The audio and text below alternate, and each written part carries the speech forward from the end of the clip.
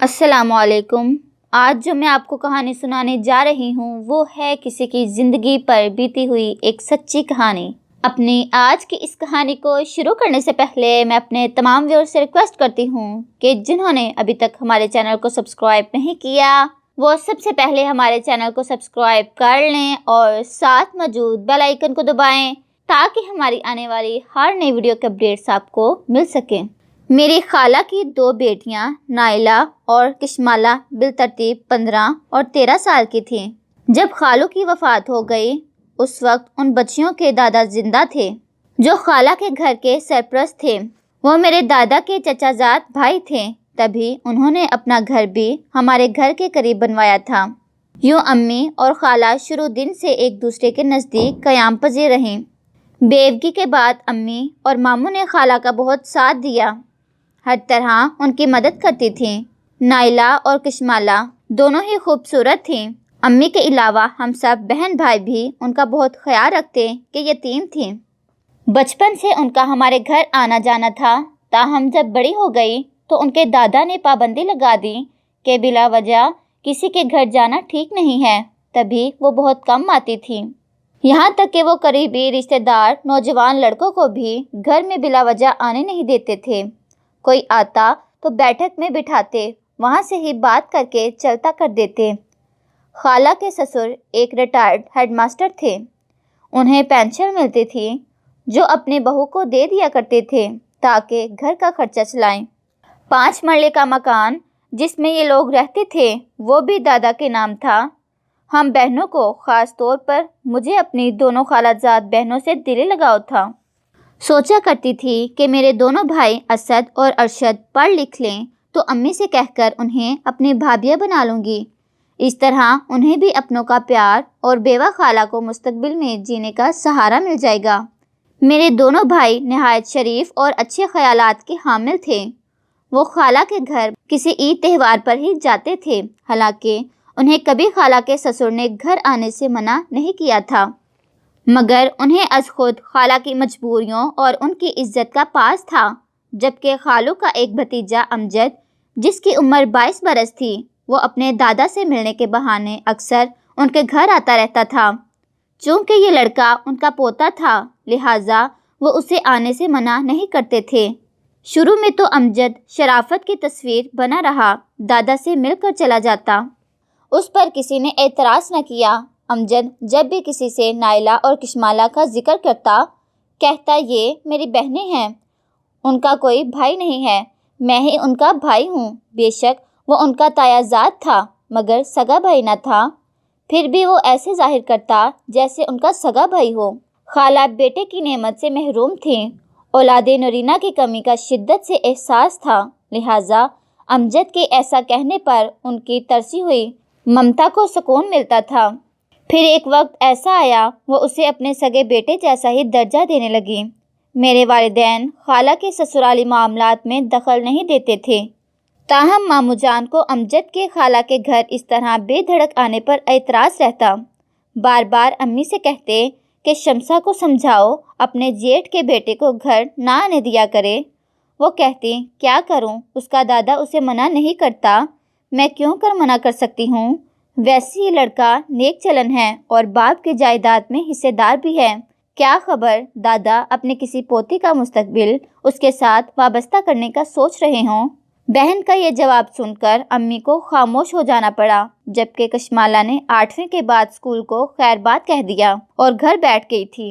نائلہ کا رنگ سانولا مگر پرکشش تھا اور نقوش تیکھے تھے، جبکہ چھوٹی کی رنگت سفید گلابی اور بال گھنگریالے تھے۔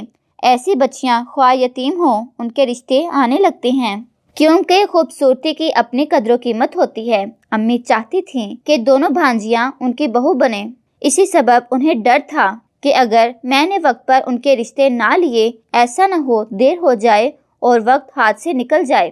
میں نے اور امی نے اسد اور ارشد سے بات کی۔ دونوں نے کہا امی جان جیسا آپ چاہیں ہم راضی ہیں، ہمیں بھلا کیا اعتراض ہو سکتا ہے۔ امی نے والد سے بات کی کہ رشتے اپنے گھر کے ہیں اور ایک روز بچوں کی کہیں نہ کہیں شادیاں کرنی ہیں، اگر جہیز کا لالچ نہ کرو تو میری بہن کی دونوں یتیم بچیاں اپنے دونوں لڑکوں کے لیے لے لیتے ہیں۔ सब एक हो जाएंगे तो हमारे लड़कों में जुदाई ना होगी और जैसा मुश्तरका कारोबार चल रहा है चलता रहेगा, बल्कि अल्लाह ताला इसमें मज़ीद ज़्यादा बरकत डाल देगा। वालिद बोले, तुम बहन से बात कर लो, वो अपनी लड़कियों के रिश्ते देती हैं तो अच्छी बात है, और लड़कों से भी पूछ लो। लड़कों से पूछ लिया है, उन्हें कोई एतराज़ नहीं है, ना मेरी बहन को आर है। हाँ, अगर एतराज़ करेंगे तो चचा अकमल करेंगे, क्योंकि उनके पोते का वहाँ आना जाना है। क्या खबर उनके दिल में इसके बारे में क्या सोच है। वालिद कहने लगे, कई बार मैं गया हूँ, अमजद दादा के साथ बैठक में मौजूद मिला है, लेकिन वो कहता है कि नाइला और कशमाला मेरे नज़दीक सगी बहनों जैसी हैं, क्योंकि चच्ची को मैंने माँ कहा है, मैं उन्हें सगा बेटा बनकर दिखाऊंगा। उसकी गुफ्तगू के अलावा एक दो बार मैंने तन्हाई में अकमल चचा को भी टटोला है। उन्होंने साफ कह दिया है कि अमजद को रिश्ता देने का मेरा कोई इरादा नहीं है, क्योंकि उसका रिश्ता बचपन से मेरी नवासी राफिया के साथ तय है। ये मेरी बेटी का होने वाला दामाद है। कैसे मैं नवासी का रिश्ता तोड़कर उसे पोती का रिश्ता दे सकता हूँ।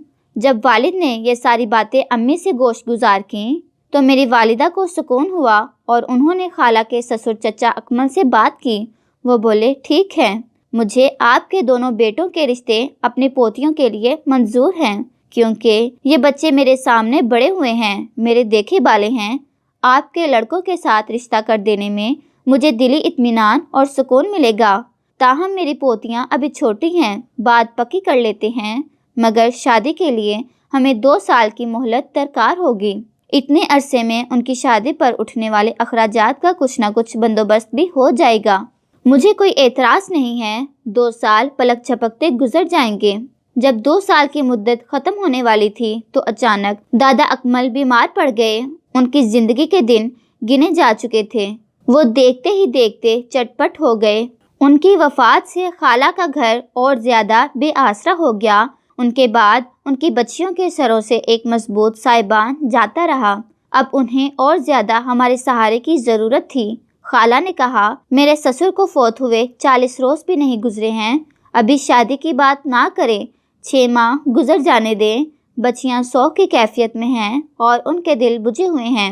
थोड़ा वक्त और चाहिए ताकि हम सब दुख की कैफियत से निकलें, तो फिर घर में शहनाइयाँ बजती अच्छी लगेंगी। अम्मी ने खाला का जवाब सुना तो माकूल बात जानकर उन्हें थोड़ी सी मोहलत दे दी। दादा की वफ़ात क्या हुई, अमजद की तो जैसे ईद हो गई। हर तरह का डर और खौफ जाता रहा। अब वो रोज़ खाला के यहाँ आ जाता, सारा दिन वहाँ गुजार देता। कभी उनके लिए फ्रूट ला रहा है, कभी होटल से खाना और कभी घर के दीगर काम दौड़ दौड़ कर रहा है। सभी से कहता, मेरी अम्मी हैं, क्यों ना उनके काम करूं। बेटा नहीं करेगा तो और कौन करेगा। अपनी बहनों का ख्याल नहीं करूँगा तो और कौन करेगा। दादा जो ख्याल करने वाले थे वो तो रुखसत हो गए। ऐसी बातों पर कौन उस पर कदगन लगा सकता था। खाला भी चुप थी। वो अमजद की खुशामद को ना समझते हुए अपने घर का खैर ख्वाह समझ बैठी। लेकिन अब ये आलम हो गया कि रफ्ता रफ्ता नाइला असद से दूर हो गई। अब वो उनके घर जाता तो वो उसकी तरफ देखती भी नहीं थी और इधर उधर हो जाती थी। भाई खाला से सौदे की बात करके आ जाता। बिला आखिर असद को अंदाज़ा हो गया कि नाइला का दिल बदल गया है। उसने खामोशी इख्तियार कर ली, किसी से कुछ न कहा, सिर्फ मुझसे इस कदर कहा कि लगता है अमजद की वजह से नाइला ने मुझसे मुंह फेर लिया है। कोई बात नहीं है, वक्त के साथ इंसान की सोचें बदल जाती हैं। मैंने भी सोच लिया है कि नाइला न सही, मेरी किस्मत जहाँ होगी वहाँ शादी हो जाएगी। एक दिन वालिद ने खाला से कहा कि शमसा, अब 6 माह क्या 8 माह गुजर चुके तुम्हारे ससुर की वफ़ात को, अब लड़कियों की शादी के बारे में सोचो। क्या बरसे तक बेटियों की शादी ना करने का इरादा कर लिया है? हाँ, यही समझो।